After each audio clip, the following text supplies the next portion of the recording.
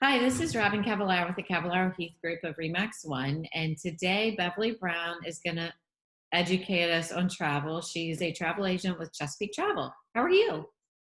Great. How are you this morning, Robin?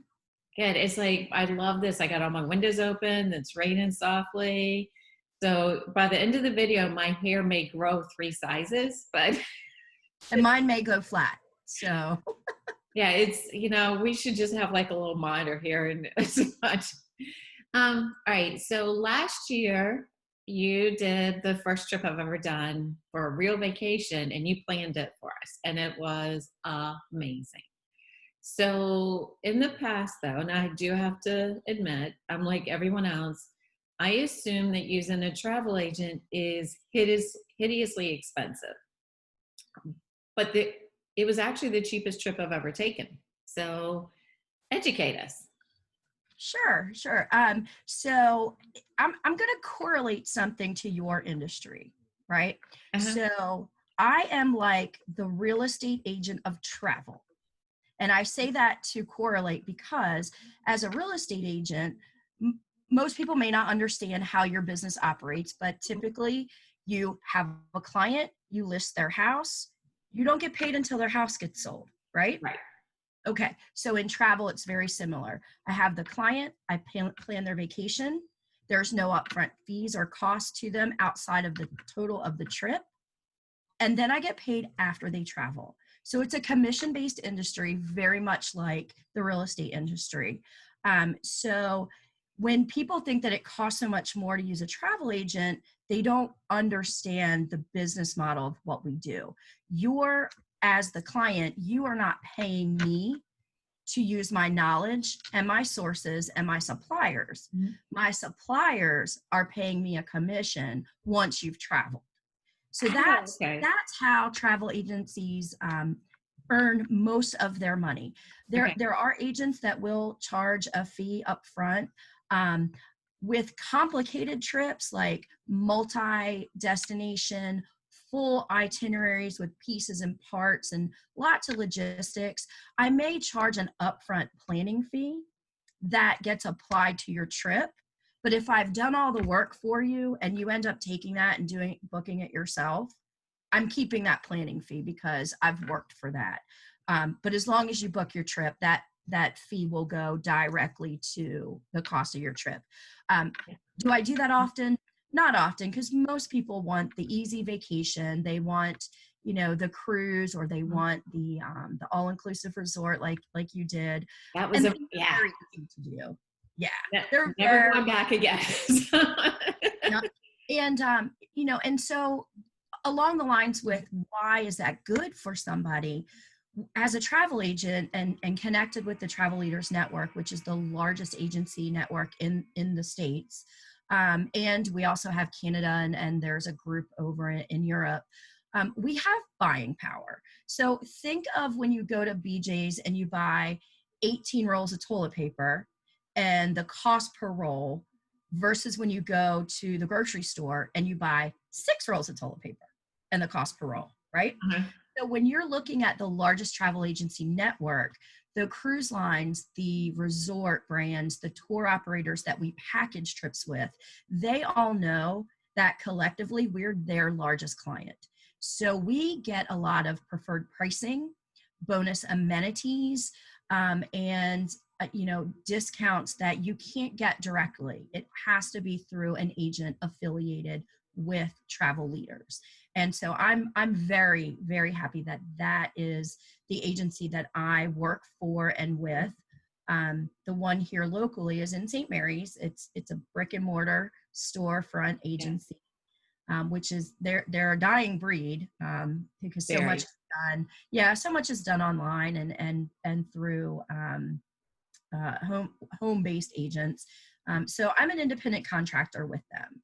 Okay. And I have the luxury of a storefront that I can go and use if I need as my host agency, or I can just, do it from my home office, do it from your home, talk to people through my car, meet people at Panera when we're allowed to do that again. So kind of like a mobile agent. Yeah. And I know with our trip, it was so easy. We knew where we wanted to go. And then you sent us your favorite, and we looked at some of the others too.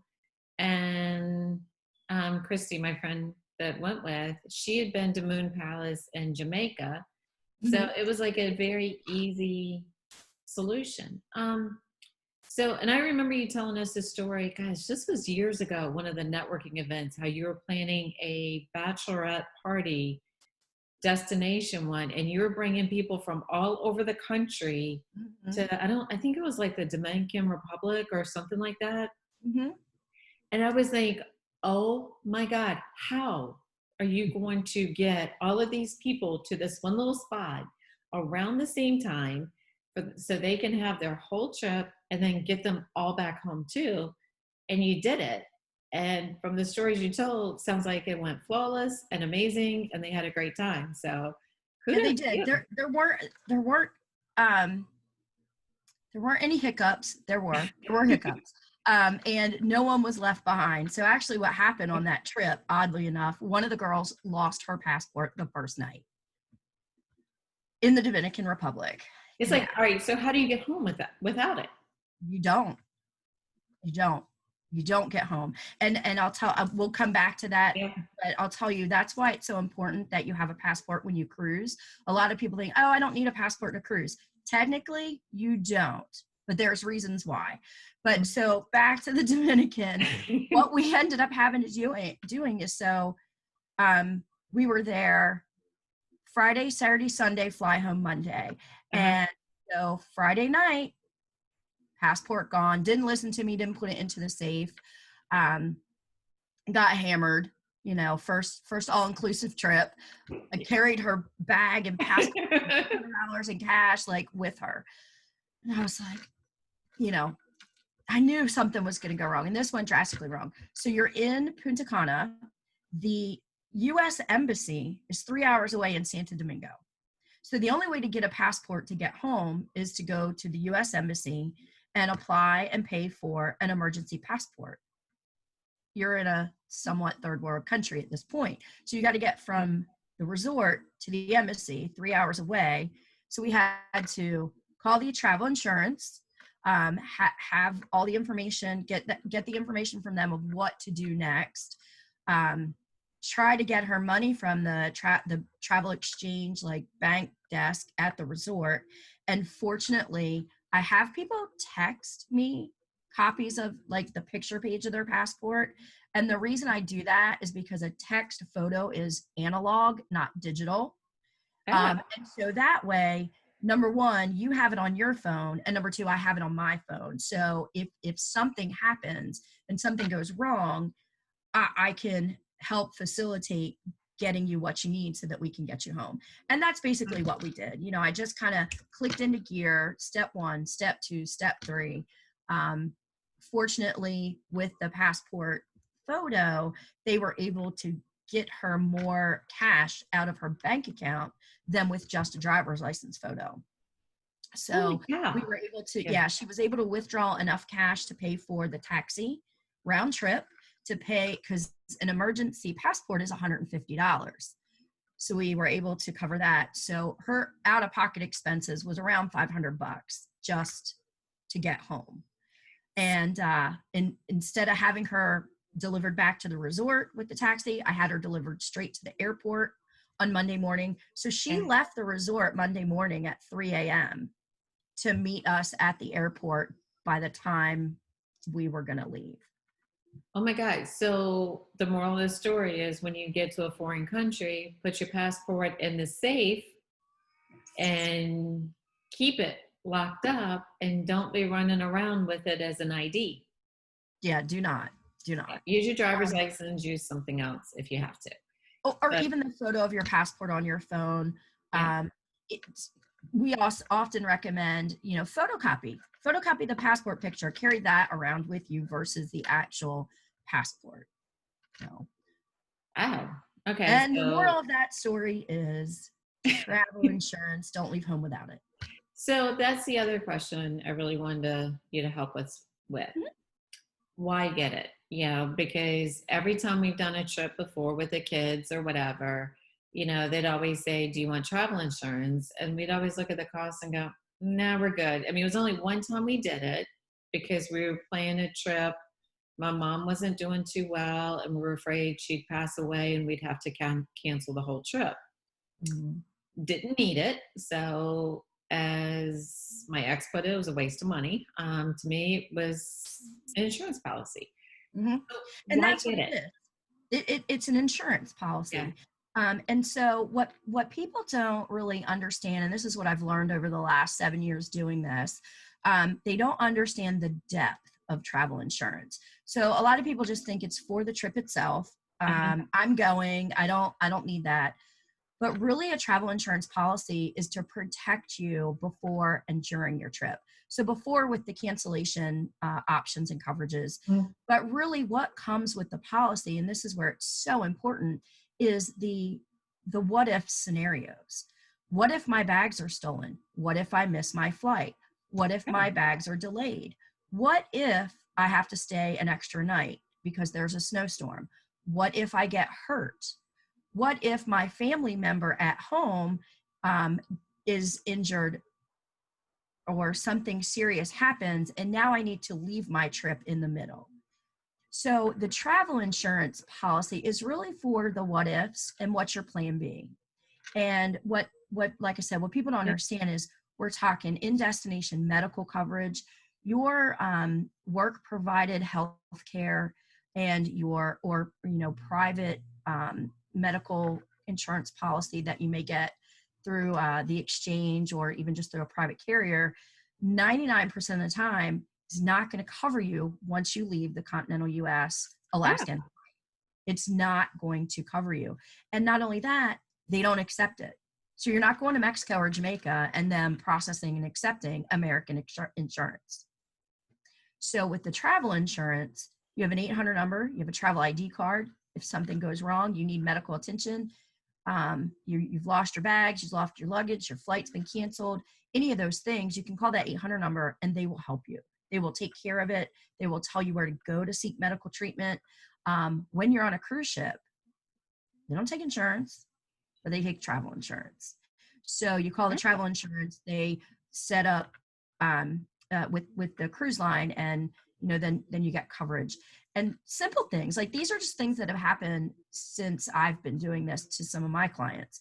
I tripped and fell at the port, and I needed stitches. Ooh. I got a cut off a coral, meaning not me Yeah. personally, but I cut myself on coral while we were snorkeling, and then it got infected. I need an antibiotic, or I need some kind of ointment cream to put on it. Um, Worst case scenarios, I had a heart attack during my trip. So and what people don't realize is heart attacks on cruises are so common, Really? so common. I didn't even realize it. And You would I think was you're relaxing, you're chilling, I know. decompressing. You would think that, but let's flip the script. Yeah. I'm on vacation. I'm eating and drinking like I don't normally do. I might be doing excursions and activities that I'm not used to with that kind of walking and activity level. Yeah. And so now, while I'm having fun and relaxing, I'm stressing my body out to a point that it's not used to. And, you know, it happens. And I was on a cruise a few years ago, and took a bunch of folks from Calvert Yeah. County to Alaska. And while we were on the ship, a guy killed his wife. Like, I can't wait for the Hallmark story about it, but literally this man murdered his wife. There were several cabins of them as a family trip celebrating the couple's, I think, 18th anniversary. So we had uh, teenagers, younger kids. The parents were on board. There were some brothers and their family on board. So it was a large family. They were from Utah, and after dinner, the second night at sea, he went nutso and killed his wife. I mean, it was crazy. So if anybody wants to learn more about that, Google "Murder on the Emerald Princess." You can learn Okay, all. that sounds like something that would be on Dateline. Yeah, Um, it totally needs to be. Yeah. So now that's extreme, right? Yeah. That's an extreme situation. But we'll take it down a notch, and let's just say someone in your group, or just, your significant other, gets very sick on your trip, Yeah. and that is in the hospital area on ship, because they do have adequate medical facilities. Oh, But that's good. if you're needing, severe medical attention, especially, sometimes after a heart attack, you definitely need hospitalization and monitoring and care. And so let's just say something severe happens where the onboard medical facilities are not adequate for your care. Number one, we got to get you off that boat, and there's no taxi coming from a helicopter. Number two, you as the partner for that sick person, you got to get off that boat. And where are you? Where are they taking you to? What hospital? Like, what country are we in? What Okay, port am I? I can't imagine, because I can just see it now. You're on this ship. No matter as far as you look, all you see is water. Right. And you don't know if you're going north, east, south, west. You don't know if you're going into a Caribbean country that meh, um, or if you're going somewhere they got state of the art. Right. Exactly. Exactly. And you're not calling Uber. That's for sure. I can just So see it now. Hey Uber, yeah, we're here. Let me just send you my coordinates, and then have a little boat come up come with a get me. little Uber sign on it. You jump on. Yeah. Yeah, So in that kind of a situation, what's going to happen is you're going to get helicoptered off the boat. Um, and with the travel insurance policy, that's going to be covered. So we have up to $500,000 in emergency evacuation in a basic travel insurance plan. Getting helicoptered off of the ship could be $10,000 to $30,000. so that could financially destroy you. Destroy. And then not only just for that, but do you recall the hurricanes last year that were so bad that came through the Caribbean, and all the Yes. people that were stranded on the islands down there Yes. because the airports were shut down? I mean, they were actually, Royal Caribbean was using its ships to deploy um, provisions and to get people back home from multiple islands.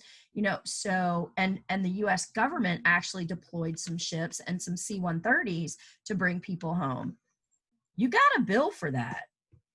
Like, that wasn't free. It's not volunteer. It's like No, the guy, yeah. So again, emergency evacuation, we're going to get you out of that area, that situation. Hawaii had on the island of Kona, but at Kona Hilo, that area, that island, they had the volcano, and there were people that needed to come back to the continental states um, from that area. And so if you were close enough that you couldn't drive out, how are you going to get back? And so there's that part of the emergency evacuation. But now let's talk logistics. Once you've gotten out of danger, per se. Mhm. So now you're on an island somewhere in the Caribbean, because most people do Caribbean cruises. But even if you were in Europe and you were doing a Viking River cruise or a Viking Ocean cruise, so now you're somewhere at a medical facility. And once you're stabilized, you and your traveling partner need to get back home. That an airplane ticket purchased within 7 days of travel is at the maximum. You might as well buy first class at that point, because Yeah, it's so it's like, expensive. here's my wallet. Just Yeah, take take all my money. everything. Yeah. Right. And so travel insurance is going to make things right for you and get you back home and put all of these pieces together. So in a nutshell, it's the what if plan. And I say to most folks, if you're investing in a vacation of a lifetime, a bucket list trip, heck, even, for me, going to the Caribbean is like a normal trip now. Yeah. So even if I'm going to invest a couple $1,000s to go down to the Caribbean for a week, I think to myself, can I take that $2,000 and drop it in the floor in the middle of Walmart and walk away and come back 10 minutes later and expect for it to be there. And if it's not care. All If right, I so if can't you're do going to do that, that, I'm going to be walking behind you, and the second you right, drop it, I'm going pick to it up scoop right. down, pick it up, and go, Right. So, yeah, it's protecting the investment of your trip and yeah. your safety while on travel. So if you don't need that $2,000 that you dropped in the floor and you've got an unlimited credit limit to pay for medical expenses if you get injured, then no, you don't need a travel insurance policy. But if protecting the investment of that vacation and the safety of yourself and your family while you're on destination and during travel is important, then definitely. And the cost really is minimal compared to, I just said $500,000 of emergency evacuation, 25,000 in accidental sickness and medical expenses. And then you can add up to that if you need to. Good Trip Lord. interruption, trip cancellation, lost bags were $1,000. Lose your luggage, $1,000 to replace the items that you lost. If your bags don't arrive at the destination when you do, $300 to at least get some toiletries, a change of clothes until your stuff does arrive. So I will tell you the non-travel insurance version of that. I was flying to North Carolina one time for my niece and nephew's first birthday. We were living in Connecticut. Land at the Raleigh airport. My bags did not. Okay. So my brother and sister-in-law lived about an hour and a half from the airport. And Southwest, I will say, I will give them credit. They were good, but not great. I mean, no one's great in this situation, but I think they did the best they could. They told me to go buy what I needed for the night, and they would give me my bags tomorrow.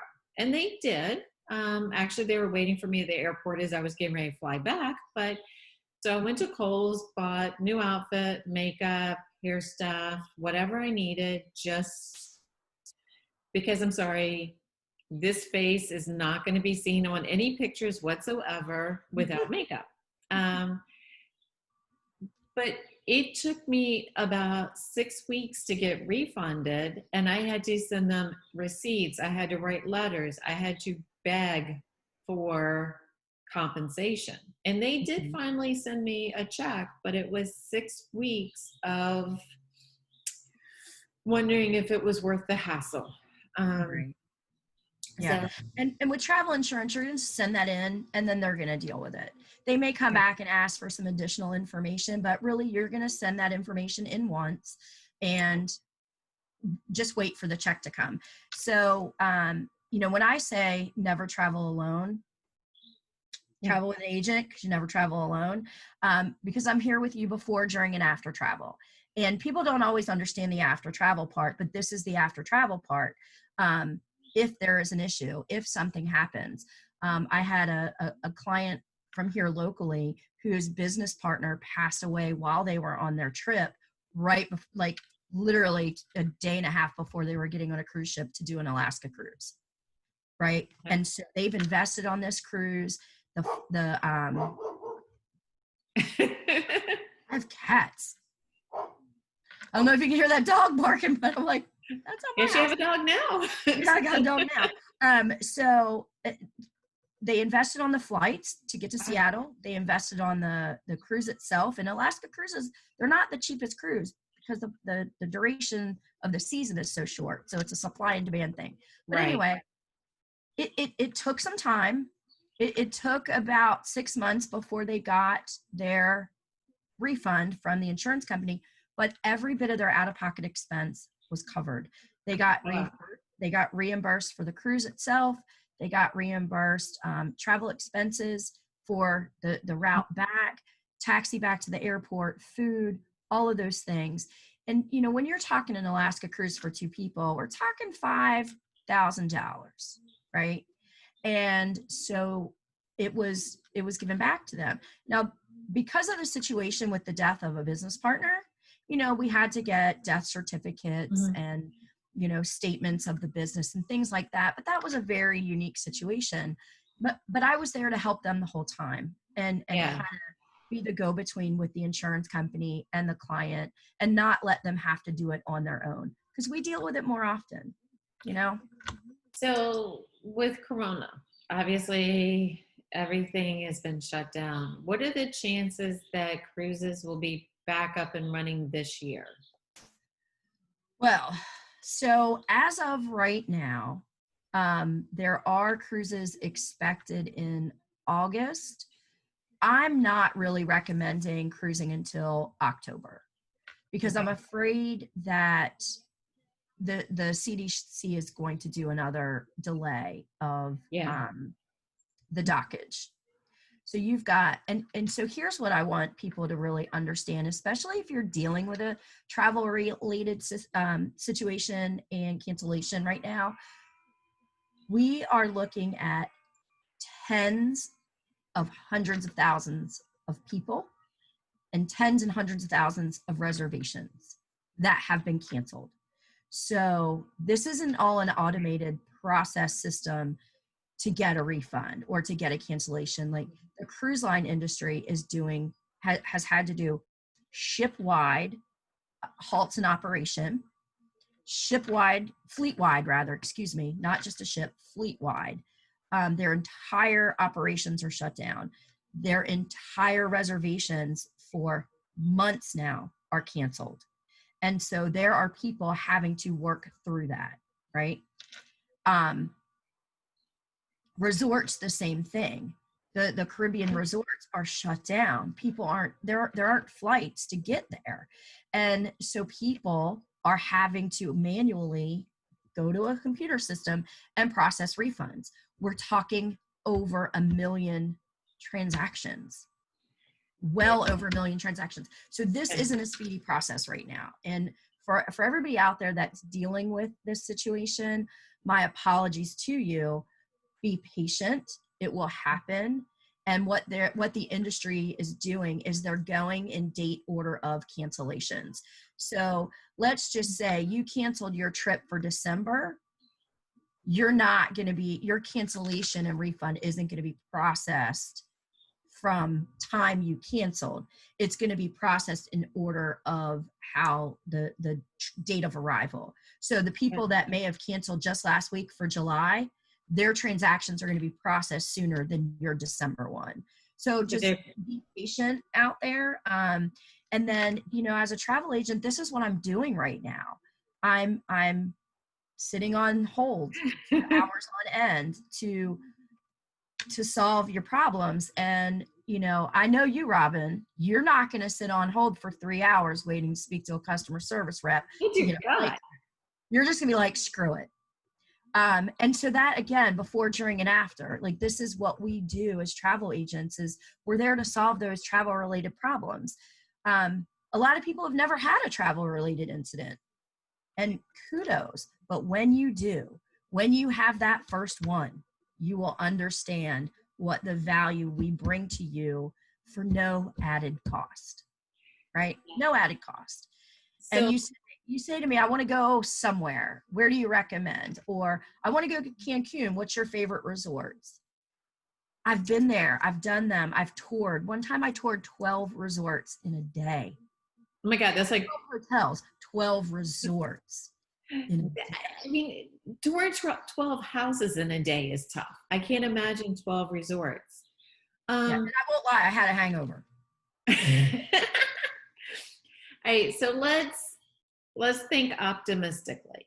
Yeah. So a bunch of us are talking about doing Jamaica in October.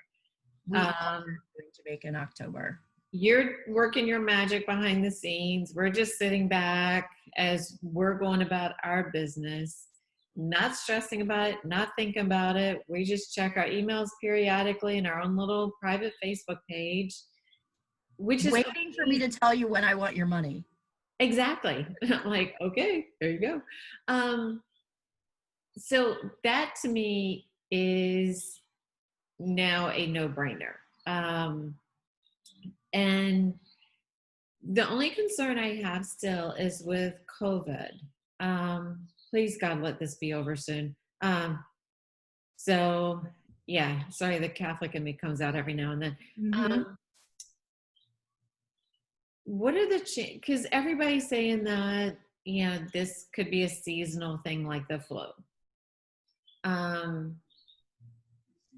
realistically, we all want to get away.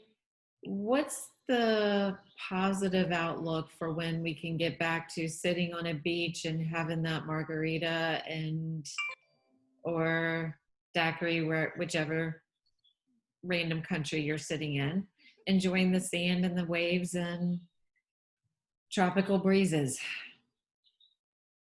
So we are watching the opening of the Caribbean very closely.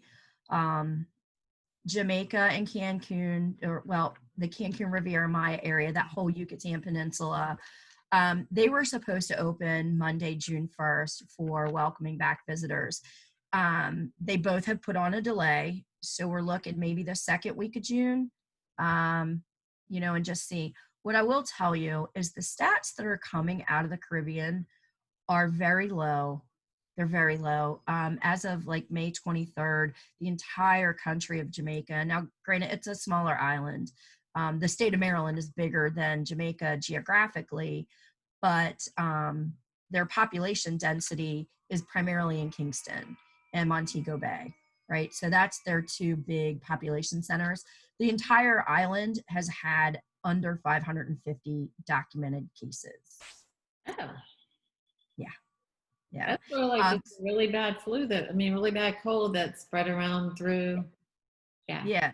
And I've really thought about this long and hard as I'm looking at the data. And the Dominican Republic, though, almost 13,000, Huge which, difference. yeah, is odd to me because I've been to that country, and there's a lot of remote area. There's a lot of folks that don't have access to medical assistance, medical care. So I'm really like floored by their numbers. But I think the DR has had so much problems over the last couple years that they're just like, we are on top of this. We are going to identify every single person. So they're reporting almost 13,000. Cuba was around 2,500, and then it drops drastically from there.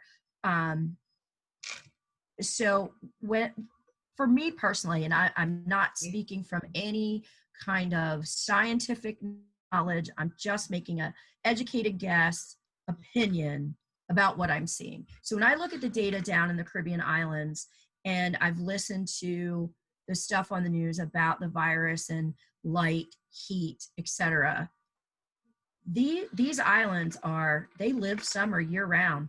There's wet season and dry season. It is tropical year round. It's warm year round.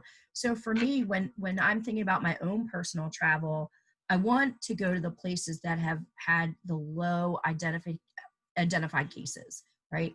Mhm. Now, keep in mind, they did shut all of these places down, just like the US said no more, folks coming in. The airports are closed. There's no one flying in and out. And so that probably has contributed to the low cases that they've had. And I think back, I was just in Cancun in January, at the end of the month in January. And I Yeah. remember kind of hearing about the coronavirus, and it didn't dawn on me then. And, now we look back and we're like, whoa. I was in the airport in JFK the night the president said no travel from Europe. And Matt and I were flying to London for 4 nights, and then Paris 4 nights, and flying home. And we were literally at the airport having to make a decision of, are we going or not? And we decided not, because he was like, we didn't have enough information. I'm 90 minutes to board a flight, and the president says travel ban. There was US citizens can return. There wasn't any kind of, there'll be screening check. You'll just have to quarantine. There was no data. And while I still wanted to go and do at least the London portion, my husband, who's the more sensible one, was like, I really am not comfortable going, because I don't want to have to quarantine. I don't want my work to have to quarantine me when I get back. And of course, at that time, who knew? We'd be working from home for months. Right. Who knew? But at that time, it was, you just didn't have enough information. And so now we've seen a lot of information, And what I'm seeing is the travel industry is making strides, leaps and bounds to put protocols in place to protect their guests as well as their staff. And staff protection is very important.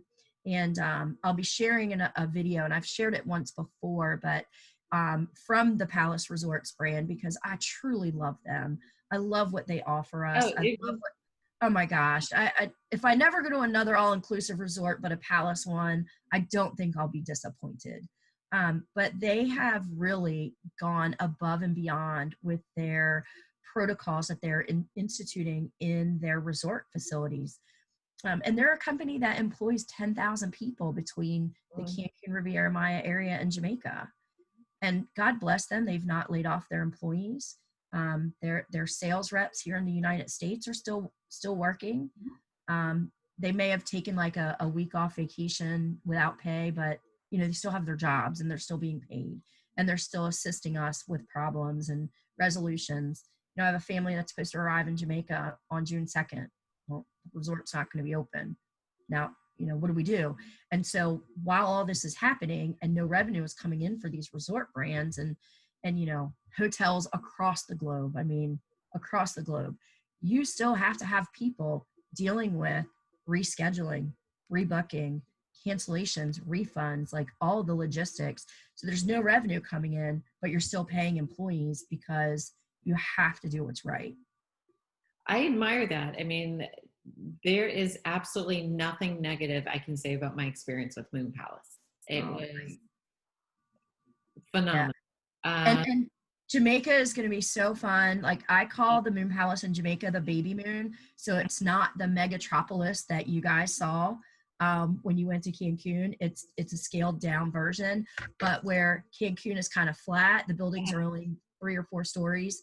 This one has 2 towers that overlook the bay in Ocho Rios and out to the Caribbean Sea. And they still have the giant all spa. They still have the Club Noir nightclub. They still have the amazing food. Oh.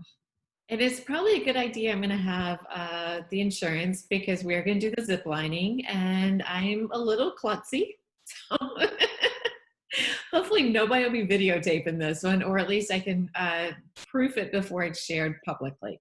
It will be videotaped. I can assure you that. I know your traveling partner.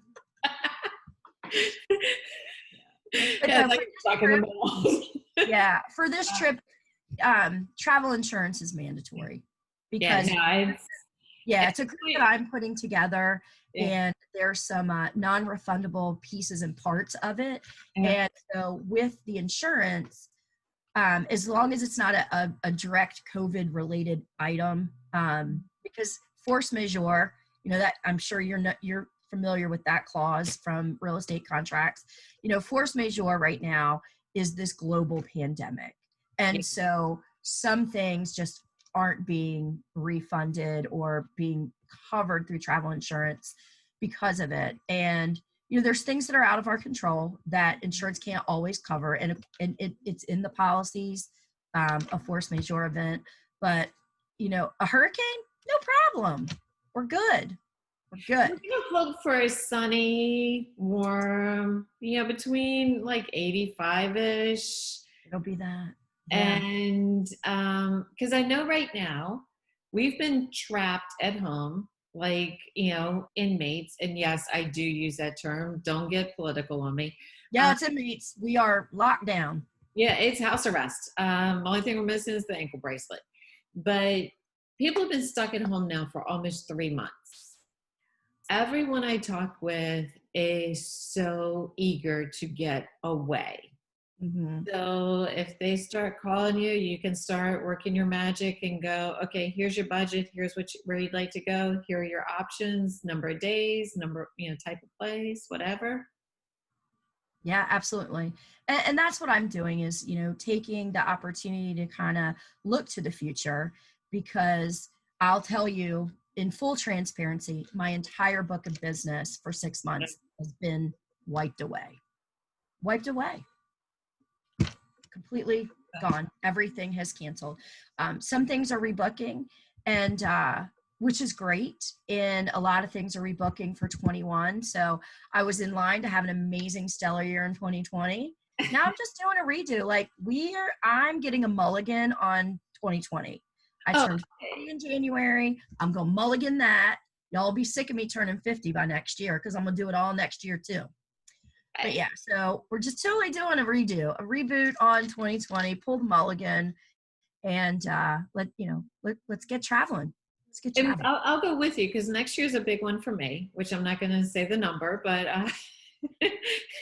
and it's yeah, it's going to be time to celebrate that one all year. Absolutely. Yeah.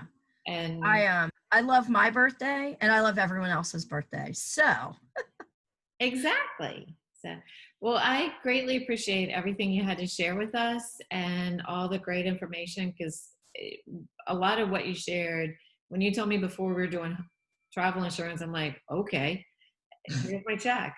I I don't know. Now I understand why, and I'm grateful you did it because yes, I'm klutzy. Yes, I am the one who really. You've seen the picture of me with my lovely knee that Christy and I did at my house. yeah. She's perfectly fine. I'm bleeding. That's pretty much my life. So, Robin, you and I are similar in that way. So I have a little phrase that I use. Normal people go on vacations and bring home souvenirs. uh-huh. I go on vacation and bring home scars. So I too purchase a travel insurance policy every time I go down. Even when I'm going down courtesy of the resort brands, I still get travel insurance. So I mean, I might go for complete free. It's rare that that happens. Usually I have to pay for my airfare, but there's been a couple times where they've actually, said, we want you to come down. We have some things that we'd like to do with you. And they've covered the airfare and everything. But even at that, I still get a travel insurance policy because I don't want to have an accident and not have the financial resources with me at the time to get treated. hmm I just don't And want to take that risk.